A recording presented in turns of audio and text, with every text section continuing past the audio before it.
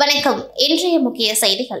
காமராஜர் நகர் தொகுதி எம்எல்ஏ ஜான்குமார் விடுத்துள்ள அறிக்கையில் கூறியிருப்பதாவது: ஏழைகள் நடுத்தர மக்களுக்கான சிறந்த பட்ஜெட்டை தாக்கல் செய்துள்ள மத்திய அரசுக்கு பாராட்டுகளை தெரிவித்துக் கொள்கின்றேன். வருமான வரி விலக்கின் உச்சவரம்பை உயர்த்தியதால் மக்களிடம் வாங்கும் சக்தி அதிகரிக்கும். சிறு குறு தொழில்களுக்கான சீர்திருத்தங்கள் இந்த பட்ஜெட்டில் வெகுவாக சொல்லப்பட்டுள்ளன. மிக எளிமையாக தொழில் செய்து லாபம் ஈட்டும் வகை செய்யும் சீர்திருத்தங்கள் இவை என்றால் அது மிக இல்லை. மக்கள் மீது சுமை விதிக்காமல் அவர்களை தொழில் முனைவோர்களாக பட்ஜெட்டில் முயற்சிகள் எடுக்கப்பட்டிருக்கின்றன. குறிப்பாக பெண்கள், இளைஞர்களுக்கு நிறைய வாய்ப்புகளுக்கான கதவுகளை மத்திய அரசு திறந்துவிட்டிருக்கின்றது. சரியான அடித்தளம் இருந்தால் எத்தனை மாடிகள் வேண்டுமானாலும் கட்டலாம்.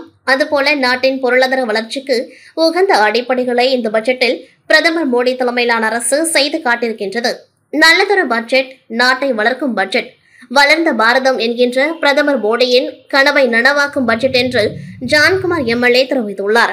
முத்திரையர்பாளையம் சாணார்பேட்டை பகுதியில் மேல்நிலை நீர்த்தேக்க தொட்டியினை முதலமைச்சர் ரங்கசாமி, பொதுப்பணித்துறை அமைச்சர் லட்சுமி நாராயணன், அரசு கொறடா ஆறுமுகம், தலைமை பொறியாளர் தீனதயாளன் மற்றும் கண்காணிப்பு பொறியாளர் பாலசுப்ரமணியம் ஆகியோர் இன்று திறந்து வைத்தனர்.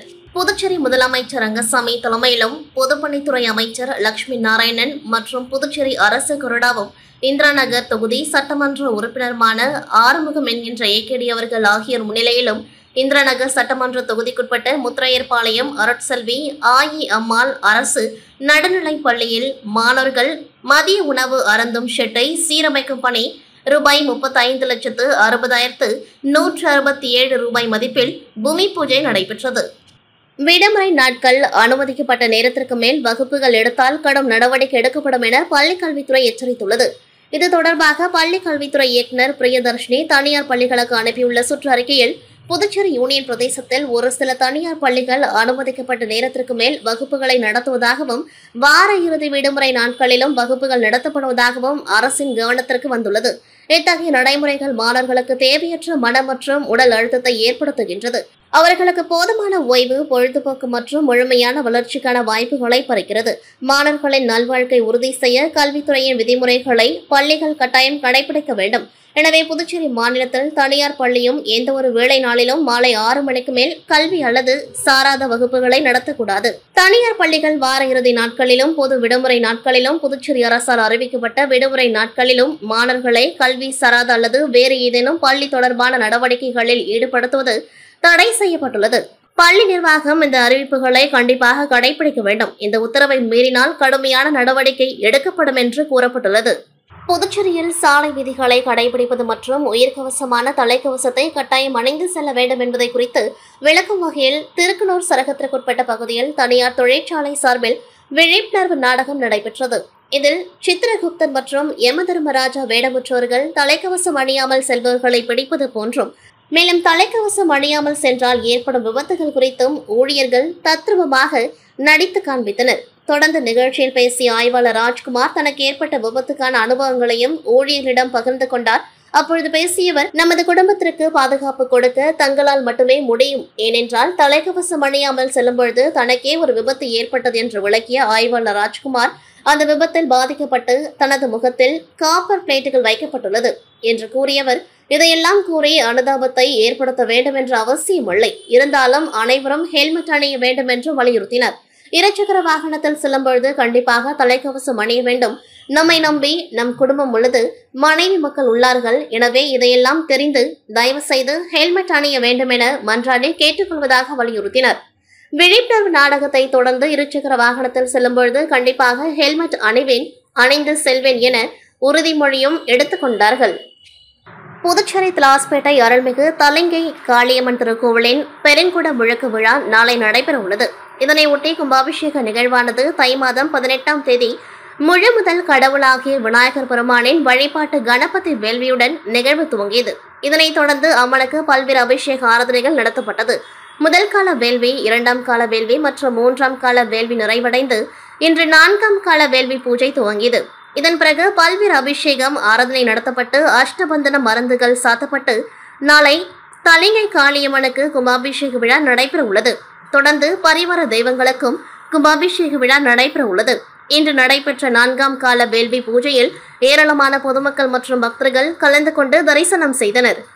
புதுச்சேரி அரசின் வேளாண் மற்றும் விவசாயிகள் நலத்துறை சார்பில் வேளாண் விழா மற்றும் மலர், காய் மற்றும் கனி கண்காட்சி ஆண்டுதோறும் நடத்தப்பட்டு வருகின்றது.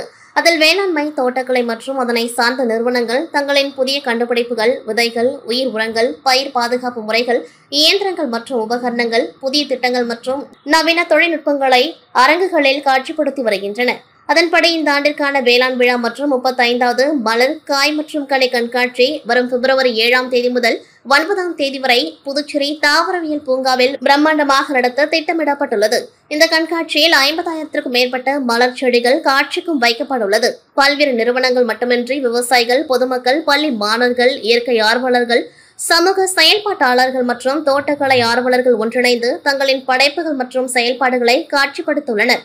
வேளாண் விழாவில் கொய் மலர்கள், தொட்டி வளர்ப்பு, மலர் அலங்காரம், காய்கறிகள், பழ வகைகள், தென்னை, மூலிகை செடிகள், பழத்தோட்டங்கள், காய்கறி சாகுபடி வயல்கள், அலங்கார தோட்டம், மாடி தோட்டம், வீட்டு காய்கறி தோட்டம் மற்றும் ரங்கோலி ஆகிய பிரிவுகளில் போட்டிகள் நடத்தப்பட்டு பரிசுகள் வழங்கப்பட உள்ளது.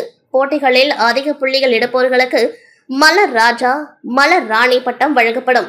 மேலும் இந்த ஆண்டு பள்ளி மாணவர்கள் மட்டும் பங்கு பெறும் ரங்கோலி, வினாடி வினா மற்றும் கட்டுரை போட்டிகள் நடக்கின்றது. கண்காட்சியில் பங்கு பெறும் விவசாயிகள் புதிய தொழில்நுட்பங்கள் தெரிந்து கொள்ளும் வகையில் விவசாய கருத்தரங்குகள் மற்றும் உயர் ரக நடவு கன்றுகள் விற்பனை செய்யப்படுகின்றது. இவற்றுடன் தனியார் நிறுவனங்களின் விற்பனை நிலையங்கள் மற்றும் உணவகங்கள் செயல்பட உள்ளது. மலர் கண்காட்சி துவங்குவதை ஒட்டி தாவரவியல் பூங்காவில் ஆயத்த ஏற்பாடுகளை வேளாண் துறை முழு வீச்சில் முடுக்கிவிட்டுள்ளது. புதுச்சேரி புதிய பேருந்து நிலையம் எதிரில் உள்ள சரஸ்வதி கலை கூட்டரங்கில் புரட்சிகர சோசியலிஸ்ட் கட்சி தமிழ்நாடு அமைப்பின் தமிழ்நாடு புதுச்சேரி மாநில குழமைப்பு கூட்டம் நடைபெற்றது. இக்கூட்டத்தில் ரஞ்சித் குமார் தலைமை தாங்கினார். ஆரோக்கியம் முன்னிலை வகித்தார். கட்சியின் பொதுச் செயலாளர் ராஜா கலந்து கொண்டு சிறப்புரை வழங்கினார். நிறைவாக மகிழ அமைப்பாளர் தனலட்சுமி நன்றி உரை கூறினார். இக்கூட்டத்தில் வருகின்ற 2026 சட்டமன்ற தேர்தலில் தமிழகத்தில் 6 தொகுதிகளிலும், புதுச்சேரியில் 2 தொகுதிகளிலும், மற்ற இடங்களில் கொள்ளை ரீதியான கூட்டணி அமைத்து மண்வெட்டி சவுல் சின்னத்தில் போட்டியிடுவது என ஒருமனதாக தீர்மானம் நிறைவேற்றப்பட்டது. புதுவை முதலியார்பேட்டை அனிதா நகரை சேர்ந்தவர் கருணா. பிரபல தாதாவான இவர் மீது 18 வழக்குகள் உள்ளன. 1997 நடந்த கொலை வழக்கில் ஆயுள் தண்டனை பெற்று 1998 முதல் காலாப்பட்டு மத்திய சிறையில் தண்டனையை அனுபவித்து வருகின்றார். இவர் நன்னடத்தை அடிப்படையில் விடுதலை அளிக்க கோரி புதுவை அரசிடம் கோரிக்கை மனு அளித்திருந்தார். ஆயுள் தண்டனை காலம் முடிந்தும் சுமார் 25 ஆண்டுகள் சிறையில் இருந்து வந்த கருணா விடுவிக்க கோரி சுப்ரீம் கோர்ட்டில் ரிட் மனு தாக்கல் செய்தார். இந்த மனுவை விசாரித்த சுப்ரீம் கோர்ட் பிரபல தாதா கருணாவின் நியாயமான கோரிக்கையை ஏற்றது. கருணாவை விடுதலை செய்ய சாதக பாதகம் குறித்து புதுவை அரசின் உயர்மட்ட கமிட்டி விசாரித்து அறிக்கை சமர்ப்பிக்கும் உத்தரவிட்டது. கருணா விடுதலை குறித்த இறுதிக்கட்ட விசாரணை ஜனவரி 17ஆம் தேதி நடைபெறும் எனவும் அறிவித்திருந்தது. இதனை நேற்று முன்தினம் 30ஆம் தேதி உள்துறை அமைச்சர் நமச்சிவாயம் தலைமையில் கமிட்டி அமைக்கப்பட்டு கருணாவின் விடுதலை குறித்து விவாதிக்கப்பட்டது. இதில் தலைமை செயலர் சரத் சவுகான், டிஜிபி ஷாலினி சிங், ஓய்வு பெற்ற தலைமை நீதிபதி கமிட்டியில் இருந்தனர். பிரபல தாதா கருணாவை விடுதலை செய்வது குறித்து ஆலோசனை நடத்தப்பட்டது. மேலும் கூட்டத்தில் விடுதலை குறித்து எடுக்கப்பட்ட முடிவை வருகின்ற 7ஆம் தேதி உச்சநீதிமன்றத்தில் தாக்கல் செய்கின்றனர். பின்னர் வருகின்ற 17ஆம் தேதி பிரபல தாதா கருணா மற்றும் இவருடன் மற்றொரு ஆயுள் தண்டனை கைதியான வெங்கடேசன் ஆகிய 2 பேரையும் விடுதலையாக இருப்பதாக தகவல் வெளியாகியுள்ளது. புதுச்சேரி கடற்கரை பகுதியில் 3 ஆமைகள் இறந்து கரை ஒதுங்கிய நிலையில் வனத்துறையினர் விசாரணை மேற்கொண்டு வருகின்றனர். அண்மையில் சென்னை கடற்கரை பகுதிகளில் ஏராளமான ஆமைகள் இறந்த நிலையில் கரை ஒதுங்கியது. அதுகுறித்து தேசிய பசுமை தீர்ப்பாயம் விசாரணை மேற்கொண்டு வருகின்றது. இந்நிலையில் இன்று காலை புதுச்சேரி கடற்கரை பகுதியில் சுமார் 30 முதல் 50 கிலோ எடை கொண்ட 3 ஆமைகள் இறந்த நிலையில் கரை ஒதுங்கியது. மேலும் ஆமைகள் எப்படி இறந்துள்ளது என்பது குறித்து வனத்துறையினர் விசாரணை மேற்கொண்டு வருகின்றனர். இத்துடன் செய்திகள் நிறைவடைகின்றது. நன்றி, வணக்கம்.